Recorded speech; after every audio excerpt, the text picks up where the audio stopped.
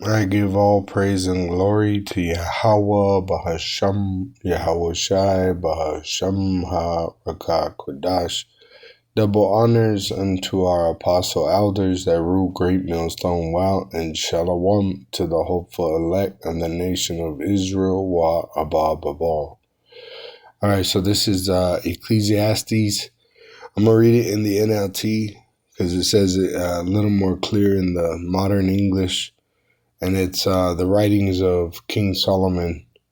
And pretty much at the end, he figures through all these different trials and tribulations that he witnesses, that serving the Lord is the only thing good in this world. All right. Our Lord being Yahweh and his son Yahweh Shai, which was King Solomon, the wisest king on earth. All right. And King Solomon received the inheritance of King David, which Yahweh is going to send Yahweh Shai back as the King of Kings, and he's going to establish King David and the rest of the elect of the nation of Israel as the ruling body of the world and eventually the universe as we branch out, producing offspring. It says in Ecclesiastes chapter 1, verse 1, these are the words of the teacher, King David's son, which is King Solomon. If you're able to understand, in another life, he was the Messiah, Yahweh Shai, who ruled in Jerusalem, which is the promised land. Everything is meaningless, says the teacher, completely meaningless. So with all his money and all his power and all his sovereignty and everything the Lord gave him, he said, everything is meaningless, says the teacher, completely meaningless. What do people get for all their hard work under the sun? Generations come and generations go, but the earth never changes. The sun rises and the sun sets, then hurries around to rise again. The wind blows south and then turns north. Around and around it goes, blowing in circles, which there's circuits. All right, everything is created in a cycle, like life and death. Daytime starts with the evening, and then it's to the next evening. There's a cycle, weathers, the seasons, everything is built in cycles. It says rivers run into the sea, but the sea is never full. Then the water returns again through the evaporation system to the rivers and flows out again to the sea. Everything is wearisome beyond description. No matter how much we see, we are never satisfied. No matter how much we hear, we are not content. And the Lord said, be content with godliness is true gain. So that's really what we're striving for, is just to be content in our situation with godliness. All right. And that's gain. All right. But you're going to realize as much as you try, there is no contentment. That's why we're crying to Abba, our Father, Yahweh, through his son, Yahweh Shai, to save us from this miserable existence. It says history merely repeats itself. It has all been done before. There's nothing new to do. It's already been done. It's all been figured out, right? You can't reinvent the wheel. It says nothing under the sun is truly new. Even this song that we sing it's called a new song, but it's new because you didn't know it was in the Bible. It's not really literally new. It's been here forever. It's just new to this generation because they didn't know that these words were in the Bible because they were deceived by false religions like Christianity, the Roman Catholic Church, which it produced all kinds of false doctrines. All right. It says sometimes people say, here's something new, but actually it is old. And it's true. Even the fashion, when you look at these people and their fashion, it's just a repeat from different eras. It says, but actually it is old. Nothing is ever truly new. All right. Even a baby has been alive before. It's just being reincarnated, right, through procreation of its father's lineage. It says we don't remember what happened in the past lives and in future generations, right? When we were born, we didn't remember the prophecies. We had to be taught them by Israelite men. That's why we were given the apostles in this generation. No one will remember what we are doing now. All this shit is going to be forgotten because Esau's kingdom is going to be forgotten. Esau, the so-called white race, is going to be forgotten because they're going to go extinct. So everything here is in vain. It's meaningless. All right. It says, I, the teacher, was king of Israel, and I lived in Jerusalem. I devoted myself to search for understanding and to explore by wisdom everything being done under heaven. I soon discovered that our power has dealt a tragic existence to the human race.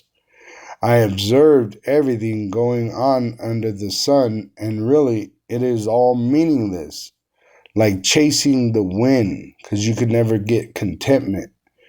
What is wrong cannot be made right.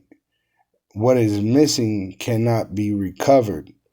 I said to myself, look, I am wiser than any of the kings who ruled in Jerusalem before me. I have greater wisdom and knowledge than any of them. So I set out to learn everything from wisdom to madness and folly. But I learned firsthand that pursuing all this is like chasing the wind. The greater my wisdom, the greater my grief. To increase knowledge only increases sorrow. So that's why you see brothers, they'll be frustrated sometimes because really we're in deep sorrow and grief because we have a heavy knowledge. All right, we know the truth. Yahweh is going to send Yahweh Shai back. And all this shit is meaningless. And you see everybody around you doing meaningless shit. You see? So that's why really the main focus is in serving the Lord, which that is going to get us a reward that endureth forever, which it's already preordained. It's already preordained. So it says in Ecclesiastes chapter 2, verse 1, I said to myself, come on, let's try pleasure. Right? So he said, I'm going to just live in pure pleasure. Let's look for the good things in life. But I found that this too was meaningless. Which you see these women, they got nice jobs where they get fat checks. They got a place, a car. They go on vacation twice a year. They could fuck any man they want. But they're fucking unhappy. They're miserable. They're trash. Right? It's hilarious to see these old women on fucking, shaking their bodies looking for someone to love them after they just lived their whole life in pleasure, which they're already dead. Right? It says a woman that lives in pleasure is already dead. All right? So I said laughter is silly. I mean, madness, right? Like a person that, like the Joker, they said that his character was like a psychopath, So that's what he's saying, You see these women that, they laugh real loud. They act like they're all having a great time, right? Really, they're sick in the head. It says, what good does it do to seek pleasure? After much thought, I decided to cheer myself with wine. And while still seeking wisdom, I clutched at foolishness. In this way, I tried to experience the only happiness most people find during their brief life in this world, which you might be able to drink some wine, fuck a bitch, but guess what? There's no contentment, right? Because either you get too drunk, you lose your shit, your bitch cheats on you, right? It's all madness. It's all meaningless. It's all worthless. All right. It says, I also tried to find meaning by building huge homes for myself and by planting beautiful vineyards because he had much wealth. and many slaves. I had gardens and parks, filling them with all kinds of fruit trees. I built reservoirs to collect the water to irrigate my many flourishing groves. I bought slaves, both men and women, and others were born into my household. I also owned large herds of flocks, more than any of the kings who had lived in Jerusalem before me. I collected great sums of silver and gold, the treasures of many kings and provinces. I hired wonderful singers, both men and women, and had many beautiful concubines. I had everything a man could desire. So he gave himself to all the pride of life. That's what's called the pride of life, to have money, to buy a home, to build a home, to have all kinds of women, to do all these things that the flesh desires. And he had the ability to experience the pride of life. It says, so I became greater than all who had lived in Jerusalem before me, and my wisdom never failed me. Anything I wanted, I would take. I denied myself no pleasure. I even found great pleasure in hard work, a reward for all my labors. But as I looked at everything I had worked so hard to accomplish, it was all so meaningless because he couldn't find contentment in it. He couldn't find peace of mind in these things, right? If you got a house, you got to worry about the house. You got slaves, you got to worry about the slaves. You got a bunch of bitches, you got to worry about these bitches, right? It says, well, it was all so meaningless, like chasing the wind. There was nothing really worthwhile anywhere. So I decided to compare wisdom with foolishness and madness. For who can do this better than I, the king? I thought, wisdom is better than foolishness, just as light is better than darkness. For the wise can see where they are going, but fools walk in the dark, meaning they don't know what they're doing. Yet I saw that the wise and the foolish share the same fate. Both will die. So I said to myself, since I will end up the same as the fool, what's the value of all my wisdom? This is also meaningless. For the wise and the foolish both die. The wise will not be remembered any longer than the fool. In the days to come, both will be forgotten. So I came to hate life, because everything done here under the sun is so troubling. Everything is meaningless, like chasing the wind. I came to hate all my hard work here on earth, for I must leave to others everything I have earned. And who could tell whether my successors will be wise or foolish? Which, if you go into the history of Israel, you'll have one generation that is righteous, the next generation which is wicked, right?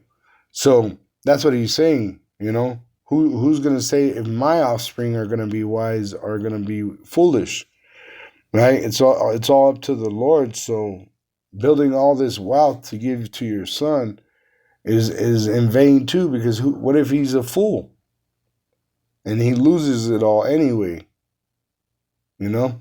It says, yet they will control everything I have gained by my skill and hard work under the sun. How meaningless. So I gave up in despair, questioning the value of all my hard work in this world. Some people work wisely with knowledge and skill, then must leave the fruit of their efforts to someone who hasn't worked for it, which they won't value it. This too is meaningless and a great tragedy. So what do people get in this life for all their hard work and anxiety? Their days of labor are filled with pain and grief. Even at night, their minds cannot rest. It is all meaningless. So I decided there is nothing better than to enjoy food and drink and to find satisfaction in work. Then I realized that these pleasures are from the hand of our power, which is to be able to eat, drink, and be satisfied in your purpose of serving the Lord. That's literally what he goes into. The only satisfaction is pleasing the Lord. All right. Otherwise than that, you're not going to be able to please people. You're not going to be able to even please yourself. It's all meaningless. But what has value is in pleasing the Lord. Yahweh Bahasham and Yahweh Shai. Bahasham means in the name Yahweh Shai. Yahweh Bahasham in the name Yahweh Shai. Baharakah Kodash in the Holy Spirit. All right, because remember, King Solomon was or is Yahweh Shai. For who can eat or enjoy anything apart from him? Right? There's some people, they can't even eat. They got tubes in their stomachs. Right? Some people are starving to death right now. So really, eating and drinking is a gift from Yahweh Ba'asham, Yahweh Shai. And he's about to show it because he's about to send famine throughout the world, but mainly here in America. There's going to be famine to the point where people eat their children. But he's going to give us the ability to eat. He said his anointed are going to eat. His anointed are going to drink, while all the unbelieving are going to eat their children and thirst to death. All right? It says our power gives wisdom, knowledge, and joy to those who please him. See, so you get these things that you want through pleasing him, doing what he said you're supposed to do, whether you're a man, Israelite man, or Israelite woman. But if a sinner becomes wealthy, our power takes the wealth away and gives it to those who please him. This too is meaningless, like chasing the wind.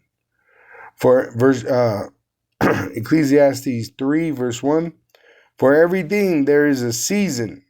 All right, so there's a system in all these things, a pattern, a time for every activity under heaven. And really, this is how you please the Lord when you start to learn the opportunities that be before us. All right, it says a time to be born, a time to die, a time to plant, and a time to harvest, a time to kill and a time to heal, a time to tear down and a time to build up, a time to cry and a time to laugh, and a time to grieve and a time to dance, and a time to scatter stones and a time to gather stones, a time to embrace and a time to turn away, a time to search and a time to quit searching, a time to keep and a time to throw away, a time to tear and a time to mend, a time to be quiet and a time to speak, a time to love and a time to hate, a time for war and a time for peace, which these are all cycles, right? Life and death, love and hate, right? All these things are cycles, and we got to see the opportunities that we have before us and take advantage of those opportunities while you have them, all right, and not really try to go make your own opportunities, all right? We just got to be still and know that Yahweh, our power, he controls everything through his son Yahweh Shai. It says in verse 9, what do people really get for all their hard work? I have seen the blunder our power has placed on us all, yet our power has made everything beautiful for its own time. See, it's a season. See, and even in the food, there's certain foods you would eat in season and out of season. But because of Esau's technology that was given to him, he has fruit that you could eat out of season. But really, you were supposed to enjoy certain fruits only in certain seasons. You see? It says, yet our power has made everything beautiful for its own time. He has planted eternity in the human heart, talking about the Israelite, But even so, people cannot see the whole scope of Yahweh's work from beginning to end, which when you go through the scriptures, if the Holy Spirit's with you, you'll see it. He'll show you through the mind of the Messiah. So I concluded there is nothing better than to be happy and enjoy ourselves as long as we can. And people should eat and drink and enjoy the fruits of their labor, for these are gifts from our power. And I know that whatever Yahweh does is final. Nothing can be added to it or taken from it, which it's all a script. It's already been preordained everyone's life. Yahweh's purpose is that people should fear him, starting with the Israelite. What is happening now has happened before, and what will happen in the future. And what will happen in the future has happened before, because Yahweh makes the same things happen over and over again. All right, so we learn from the past, but the opportunities are in the future. I also noticed that under the sun there is evil in the courtroom. Yes, even the courts of law are corrupt. I said to myself, in due season, our power will judge everyone, both good and bad, for all their deeds. I also thought about the human condition, how our power proves to people that they are like animals. For people and animals share the same fate, both breath and both must die. Both breathe and both must die. So people have no real advantage over the animals. How meaningless. But, it says both go to the same place. They came from dust and they return to dust. For who can prove that the human spirit goes up and the spirit of animals go down into the earth? So I saw that there is nothing better for people than to be happy in their work. That is our lot in life. And no one can bring us back to see what happens after we die. Chapter 4, Ecclesiastes 4, verse 1, it says, Again, I observed all the oppression that takes place under the sun. I saw the tears of the oppressed, with no one to comfort them. The oppressors have great power, and their victims are helpless. So I concluded that the dead are better off than the living. But most fortunate of all are those who are not yet born, which even Job said this, it's better to be born dead than to be born and live, because at least you didn't see the troubles of the world. For they have not seen all the evil that is done under the sun. So this is why it's better to be born dead than to be born to a life of a bunch of trouble. Then I observed that most people are motivated to success because they envy their neighbors, which that's what this whole world's built on, is envy. All right, they envy each other. They envy each other's health. They envy each other for their wealth, for their fitness, for their money, for the everything, right? That's why you got Jake women dyeing their hair blonde, because they envy the devil for looking dead. They put blue eye contacts, right? They lighten their skin. Why? Because they envy the devil, right? But this too is meaningless, like chasing the wind. Fools fold their idle hands, leading them to ruin. And yet better to have one handful with quietness than two handfuls with hard work and chasing the wind. See, so it's better just to understand this and live, lower in a state than to have much and all kinds of fucking trouble with it. Like these stars, they got that show, Him, the movie Him. And they pretty much, they were like, what are you willing to give for your dream? And he was like, everything. And then come to find out, his father sold him out anyway. He was never going to obtain the wealth he wanted, that his brother and his mother was telling him, don't come back without a contract. Don't come back without a contract. It's all in vain. It's all meaningless to try to succeed in this world. All right? It says, I observed yet another example of something meaningless under the sun. This is the case of a man who is all alone, without a child or a brother, yet who works hard to gain as much wealth as he can. But then he asks himself, who am I working for? Why am I giving up so much pleasure now? It is all so meaningless and depressing. That's why it gives you Isaiah, 4:1. Because you got women that think they're successful because they have no husband, no children, but they got a job, they got a car, which the men do it too, which I just read. But you see these women that are virgins their whole fucking life, right? And they might sleep around, but they never really have children or nothing. They're going to be so ashamed when the Lord comes back, Yahweh Ba'asham Yahushai, because they missed the whole purpose of life. A woman was not created to try to be like a man. She was created, they're soft, to be fucked, and to have children. That's it. That's their purpose. All right? There's really no other purpose for a woman.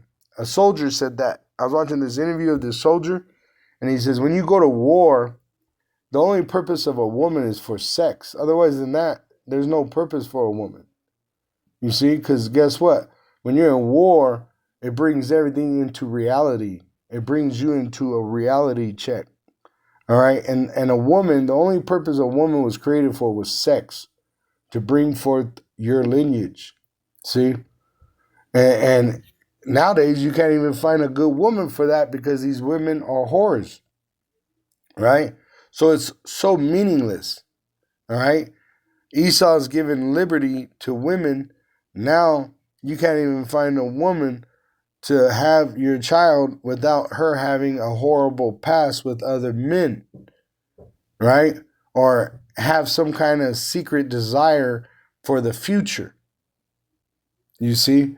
Which I know men that had children with women, and the woman abandoned the child, not the man, but the woman. For what? Career and opportunity. Because she thinks her purpose is to try to find the grass is greener on the other side. Right? So this happens with men and women. I'm just giving you examples. All right? It says two people are better off than one. All right? It's better to have a brother or a wife to share, your life with. Like it said, a brother, at least you could pass some money down to your brother and he can help you when you need help. Or a son, if you're to have a son or a daughter or whatever, you're able to help her and them. And they, like it says, two people are better off than one. But you got these people thinking that individualism is something good, These women, I want to be independent. There's no such thing as an independent person. Everyone is depending on a system. All right? There is no independence. All right? It says two people are better off than one, for they can help each other succeed. Right? You get lonely, at least you got a woman, you could pop her and feel a little bit of comfort. Right? Even conversation, you're alone, at least you got a brother, you can talk to that brother, right? A son, you could share things with that son, all right? Or a daughter, whatever. But to be all alone in this world and have no one and to only try to succeed is a foolish, meaningless life. It says, if one person falls, the other can reach out and help. But someone who falls alone is in real trouble. Likewise, two people lying close together can keep each other warm. But how can one be warm all alone. A person standing alone can be attacked and defeated, but two can stand back to back and conquer. Three are even better, for a triple braided cord is not easily broken. It is better to be a poor but wise youth than an old and foolish king who refuses all advice. Such a youth could rise from poverty and succeed. He might even become king, though he has been in prison. But then everyone rushes to the side of yet another youth who replaces him. Endless crowds stand around him, but then another generation grows up and rejects him too. So it is all meaningless, like chasing the wind. All right. It says in chapter 5, verse 1, Ecclesiastes, as you enter the house of our God, Yahweh, which when you go to the prophets, which we're not in buildings, we're out on the streets, we're in these videos, keep your ears open and your mouth shut so you can learn. It is evil to make mindless offerings to Yahweh. Don't make rash promises, and don't be hasty in bringing matters before Yahweh. After all, our power is in heaven, and you are here on earth. So let your words be few. Too much activity gives you restless dreams. Too many words make you a fool. When you make a promise to our power, don't delay in following through. For Yahweh takes no pleasure in fools. Keep all the promises you make to him. It is better to say nothing than to make a promise and not keep it. Don't let your mouth make you sin, and don't defend yourself by telling the temple messenger that the promise you made was a mistake. And that's what's happening now. You got reprobates that are forsaking the faith, apostates. All right, apostasy is the act of forsaking your faith. All right, and we're in 2026, the year of apostasy, and that's like a woman that gets a divorce from her husband. All right, you literally are committing adultery. Even if you go find another man, that's adultery. You see, so you're supposed to keep your promises. All right, and that's why this world is faithless, because they don't keep their promises. All right, it says that would make our power angry, and he might wipe out everything you achieved. It says talk is cheap, like daydreams and other useless activities. Fear our power, Yahweh, instead. Don't be surprised if you see a poor person being oppressed by the powerful, and if justice is being miscarried throughout the land. For every official is under orders from higher up, and matters of justice get lost in red tape and bureaucracy.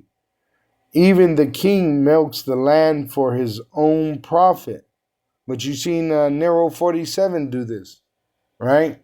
The Ice Cube, Ice-T programs, and the money scamming that Trump is doing. Those who love money will never have enough. How meaningless to think that wealth brings true happiness. The more you have, the more people come to help you spend it. So what good is wealth except perhaps to watch it slip through your fingers?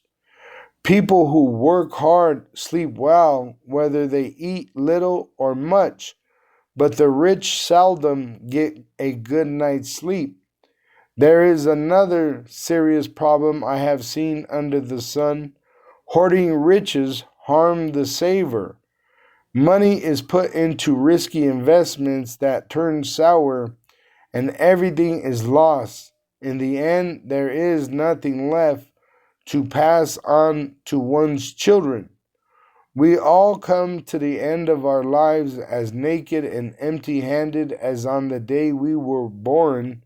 We cannot take our riches with us. And this too is a very serious problem. People leave this world no better off than when they came. All their hard work is for nothing.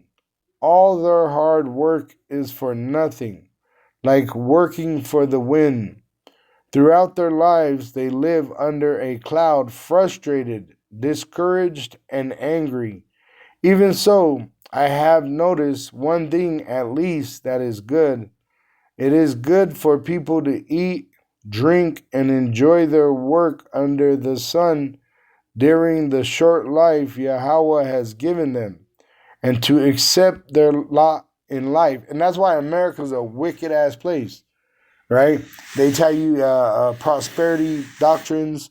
They tell you you can come here and go from poor to rich, when really you're better off just accepting your lot. That's your life, and be happy in eating and drinking with your loved ones. That's really what it is. All right. But you got people fucking doing backflips, eating shit out of the ass for an advancement, right? Like these Hollywood people, Jake, that are in Hollywood, they got to eat the caca off the golden spoon, right? Weinstein, remember they had Harvey Weinstein, and he was making all the, I believe they were models or actresses, and he had like a deformed sex organ, and they had a freaking suck on it or something. It's in the news. He got sent to prison. Howard Weinstein, I think his name was. He was a small hat, counterfeit Jew, and he was controlling, I believe, his movie business or the model business. And they said, see right here, it says, you are likely referring to disgraced Hollywood mogul Harvey Weinstein instead of Howard Weinstein's Harvey Weinstein. Several of his accusers and victims have provided harrowing and graphic testimony in court, describing his genitalia as having heavily scarred and deformed. And he used to make them do that shit. And they would do it for a fucking part in a movie. Fucking people, man. Nasty motherfuckers. See? So it's better off just to be poor and keep your integrity. You see? But you got men and women selling out for a bag that's going to go right through their hands. You know, I was even thinking about like these prostitutes, right? Because they're legalizing prostitution where I'm at. And really, so what? You suck a dick for $100, $300? So how many dicks you got to suck for 1,000? Okay, and you spend that 1,000. So how many more dicks you got to suck? You know? It's stupid to be in these situations. You see? When you could just be faithful to one dick and be happy. See? It says, and it is a good thing to receive wealth from Yahweh and the good health to enjoy it. To enjoy every work and accept your lot in life. See, it is good to accept your lot in life. All right? It says, this indeed a gift from our power, Yahweh. Yahweh keeps such people so busy enjoying life that they take no time to brood over the past, to, reflect in their problems that they had because they're happy in their life. If you have found joy in your lot, right, whether you are a man or a woman, we have a lot in this life. The men, we're supposed to be eating this role and teaching our people the truth, which we know that only the elect will obtain this, which there's 144,000 elect, but there's 1/3 of the nation of Israel in America that are going to believe and hear and be converted, all right, which there's Israelites throughout the whole world, all right, scattered, that are watching online, and they're hearing this truth and believing on Yahweh's Son, Yahweh Shai. All right, so that's our lot as men. But then the women, Isaiah 4:1, they're gonna come to the reality that their only lot was to serve a man, to give pleasure to a man. They have no man. They have no children. So guess what? When the Lord is coming, they're going to be so ashamed. So ashamed. All right? It says, there is another serious tragedy. This is Ecclesiastes 6:1, which I'll jump to 12 from here, because there's 12 chapters. I wasn't going to go through them all, but I went to 6, and then I'm going to read the last bit of 12. So it says in verse 1, there is another serious tragedy I have seen under the sun, and it weighs heavily on humanity. Yahweh gives some people great wealth and honor and everything they could ever want, but then he doesn't give them the chance to enjoy these things. They die, and someone else, even a stranger, ends up enjoying their wealth. This is meaningless, a sickening tragedy. A man might have 100 children and live to be very old, but if he finds no satisfaction in life and doesn't even get a decent burial, it would have been better for him to be born dead and have no children. So, once again, your happiness is not even in producing the children, because really your children could be born wicked. All right. It says his birth would have been meaningless, and he would have ended in darkness. He wouldn't even have had a name, and he would never have seen the sun or known of its existence. Yet he would have had more peace than in growing up to be an unhappy man. See, so he's saying, King Solomon, the wisest king, the ones that are born dead, miscarriage, stillborn, are better off than them that grow old with lots of wealth and many children. Why? Because at the end of your life, if you're not even given a decent burial from all your children, guess what? It's all meaningless, right? Your wife, she'll end up going to another, right? It's all meaningless. It says he might live 1,000 years twice over, but still not find contentment. And since he must die like everyone else, well, what's the use? All people spend their lives scratching for food, but they never seem to have enough, right? They're always worried. They got food, but they're always worried about more food. They got money, but they want more money, right? So are wise people really better off than fools? Do poor people gain anything by being wise and knowing how to act in front of others? Enjoy what you have. Enjoy what you have rather than desiring what you don't have. Just dreaming about nice things is meaningless, like chasing the wind. Everything has already been decided. It was known long ago what each person would be. So there's no use arguing with Yahweh about your destiny. The more words you speak, the less they mean. So what good are they?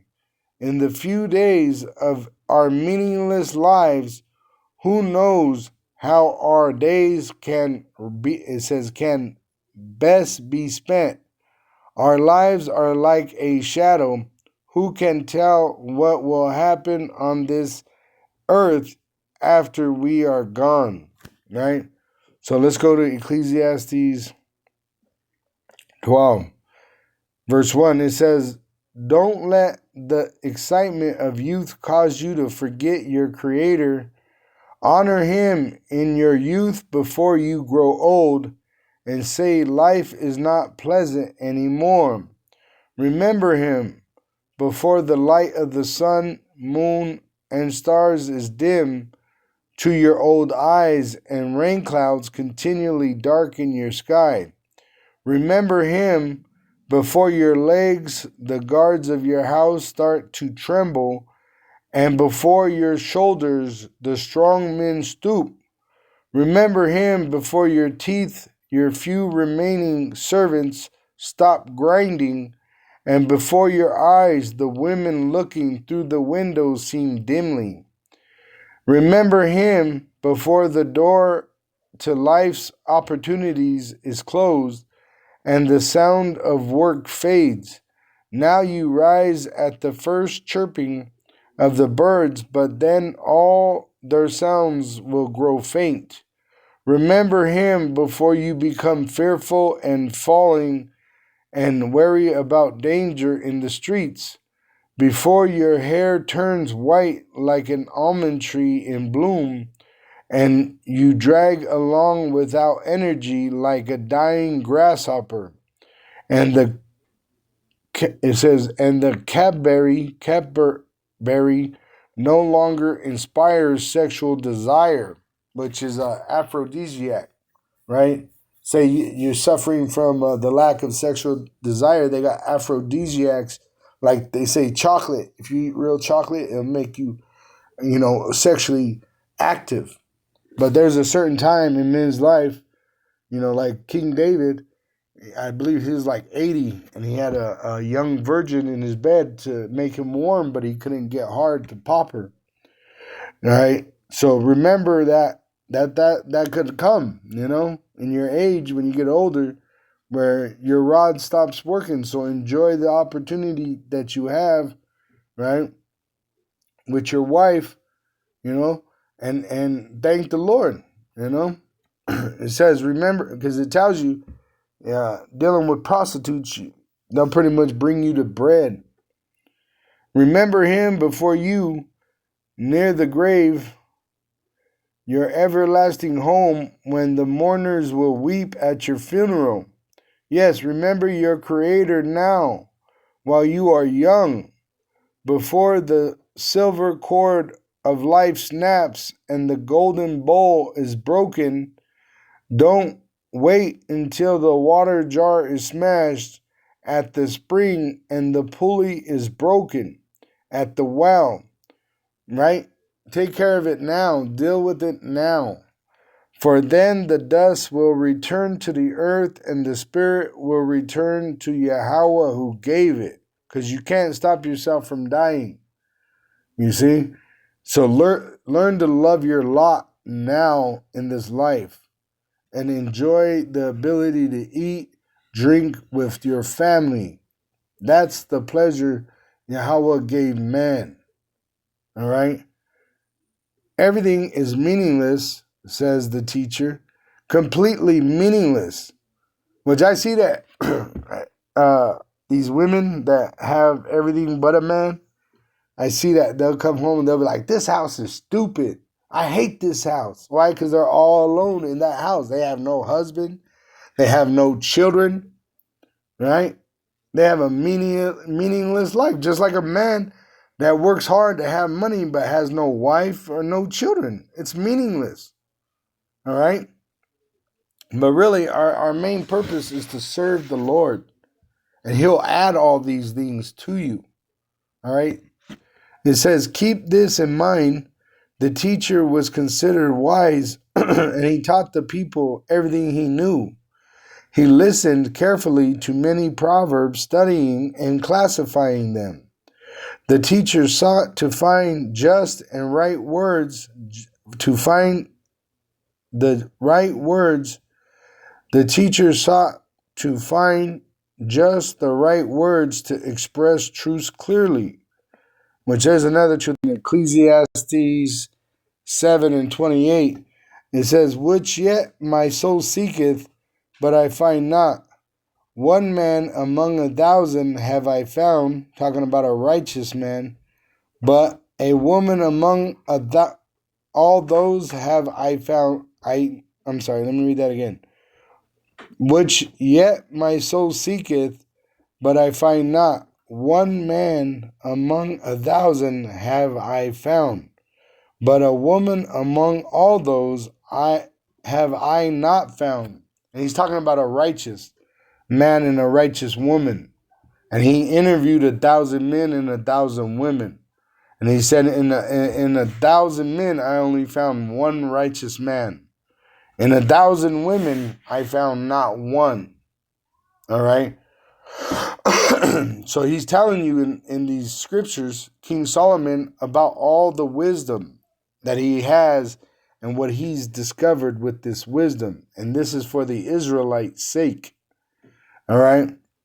So this is also why we're not supposed to search out our own glory. Look for women. Really, they're supposed to be given to us. All right.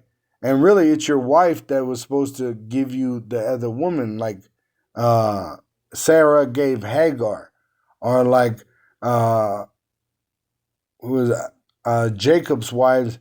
He had his wives and then their servants as concubines.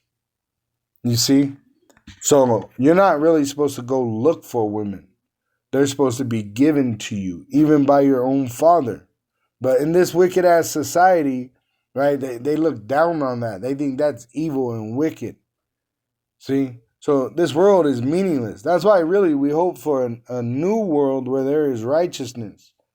All right? It says, keep this in mind. The teacher, back in Ecclesiastes 12, verse 9, keep this in mind.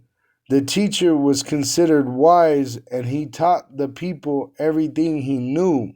See, so we know everything that we need to know on this earth. All right. It says he listened carefully to many proverbs, studying and classifying them. And that's what we should be in this word, meditating day and night. The teacher sought to find just the right words to express truths clearly so that they could be understood. The words of the wise are like cattle prods, painful but helpful, right? So it's painful but helpful, the truth is. Their collected sayings are like a nail-studded stick with which a shepherd drives the sheep. But my child, let me give you some further advice. Be careful, for writing books is endless, and much study wearies you out. And on the KJV, it says, "Where's the flesh? Wears out the flesh." KJV. And further, by these, my son, be admonished. Of making many books there is no end, and much study is a weariness of the flesh. So we have to find balance in this, right? You're not to burn yourself out in studying, just, being alone and studying all the time, right? The Lord wants you to enjoy eating and drinking with your loved ones. That's why he gave you them, all right? But also, our priority is to serve Yahweh Ba'asham Yahushai by feeding his flock, feeding his sheep. So that is our priority. But with only this, you'll not find contentment. You have to find it in eating and drinking and being with your loved ones. That's why he's going to give his elect men the many women spoken in Isaiah 4:1. See? It says, that's the whole story. Here now is my final conclusion. Fear Yahweh and obey his commandments, for this is everyone's duty. And really it says the whole duty of man in the KJV, because this is first for the man. The Lord's not dealing with no women straightforward. He's dealing with men. And that's why those women, Isaiah 4:1, they got to cleave to the man of the Lord, to have some kind of relationship with the Lord, because the Lord ain't dealing with no women. That's why when he was talking to the women at the well, the disciples were shocked, because why are you talking to a woman? Let alone a heathen woman? But he pretty much told her to go call the Israelites she's been sleeping with, because she was like a whore. and she hadn't called him to bring him forth to see Yahweh Shai. But he condemned her and said, you're not going to be part of this. You know? He said, you know not what you worship. We know what we worship. The salvation is with the Jews, Judah. All right? Yahweh Shai was out of the tribe of Judah. Today, the tribe of Judah is the American Negro. All right? Now, just because they're part of the tribe of Judah, it says not all Israel is of Israel. So just because a person is so-called an African American, it don't make them righteous, right? You got some wicked ass African Americans, right? But Judah today in America is known as the African American, all right? But once again, all the 12 tribes are scattered throughout the world, but the main prophecy is here in America with the so-called American Negro, Latino, and Native American Indian. We are the biblical Hebrew Israelites, and the Lord is going to say, Yahweh is going to send his son, Yahweh Shai, to save a remnant. All right? It says, Yahweh will judge us for everything we do, including every secret thing, whether good or bad. All right? So there's a judgment coming for everyone, and Yahweh is going to send Yahweh Shai to judge. It says that in Revelation 19. I'll go back to the KJV. Revelation 19 and 11. And I saw heaven open, and behold, a white horse, which he's coming with the glory of his Father on a chariot, a so-called UFO. And he that sat upon him was called Faithful and True, and in righteousness he does judge and make war. So the righteousness there is according to the commandment of Yahweh. He's going to judge the world according to the commandment of Yahweh. Now the elect are ordained to be saved, making us exempt from that judgment through that spiritual mark, the Tawah, which is our desire given to us for Yahweh Ba'asham Yahweh Shai through the Holy Spirit. All right? So Yahweh is going to send Yahweh Shai to judge the world and everyone in it. It says in Revelation 22, verse 12, I'll start at 11. It says, he that is unjust, let him be unjust still. And he which is filthy, let him be filthy still. And he that is righteous, let him be righteous still. And he that is holy, let him be holy still. And behold, I come quickly, and my reward is with me, to give every man and woman and child according as his work shall be. I am Alpha and Omega, the beginning and the end, the first and the last.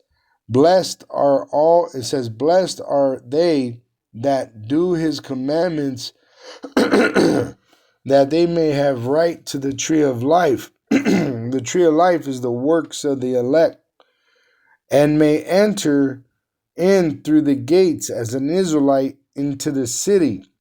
For without are dogs, and that's how these people are living, like dogs. All right, dogs, they just fuck each other and move on. Right? It says the whoredom of a woman is like a filthy dog. All right, let me see if I can pull it up. I'm not sure if I read it because it was paused, so I'm going to reread it again. Ecclesiasticus 26, verse 25.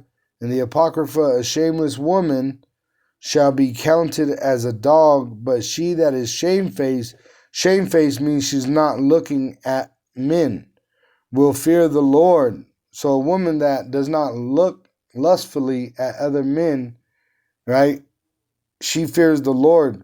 But a shameless woman, she's counted as a dog. All right. Now going back to Revelation 22, verse 14. Blessed are they that do his commandments, that they may have right to the tree of life, and may enter in through the gates into the city, being Israelites, for without are dogs. So see, I just read to you, a shameless woman is a dog, right? So that's why these women are going to be lamenting.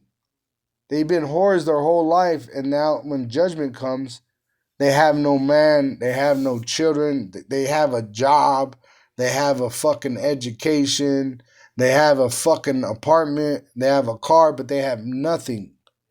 You see? It says, and sorcerers and whoremongers, which whoremonger means pimps, men that pimp women, and murderers and idolaters, and whosoever loveth and maketh a lie, which are going to have their place in the lake of fire. See? It says, I, Yahushua, have sent mine angel to testify unto you these things in the churches amongst the elect men. I am the root and the offspring of David, and the bright and morning star. And the spirit of the bride, and the spirit and the bride say, come. Which this is our desire, is that Yahweh send Yahushua. We're praying for Yahweh to send Yahushua.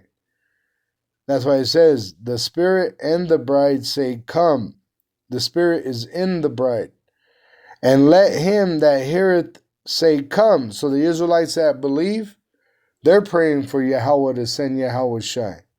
And let him that is athirst come, which we're to thirst for righteousness, right? Really, the elect men, we don't hate the women. We want righteous women that are shamefaced, right? We don't want a shameless dog, right? Just as the men, we need to examine ourselves first, all right, lest we be reprobates. It says, don't you know that Yahushua is within you, except you be a reprobate? See, so it starts with the men first. Then it goes down, trickles down to the women and the children. This is the order. And that's why you got men that are repenting and being prepared for salvation. And as it says in Isaiah 4:1, you got women that are starting to examine themselves. All right? And there's women that are already preordained to be saved that are going to be brought to the elect, and they're going to be married to them through sex. All right?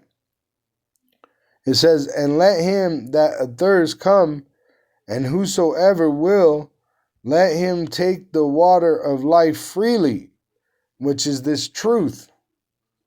For I testify unto every man that heareth the words of the prophecy of this book, if any man shall add unto these things, Yahweh shall add unto him the plagues that are written in this book. So you got a Christian bookstore, which is a fucking vain thing. You're not supposed to add your personal interpretation or your feelings about the. You're supposed to submit, right? But you got women writing Bible books about the Bible, when a woman is not to teach. A woman is not to be an authority over the man. But you got men putting women in positions of authority over a man. See? It says, and if any man shall take away from the words of the book of this prophecy, our power, Yahweh, when he sends his son, Yahushua, shall take away his part out of the book of life and out of the holy city and from the things which are written in this book. See? So like, once again, men are going to get a bunch of women in these last days. Some men are going to be pimping them. I heard a story of a cop, and he said the girlfriend of a man, she cheated on him. So he took her and tied her to a bed and charged $20 to pop her until she died in that bed.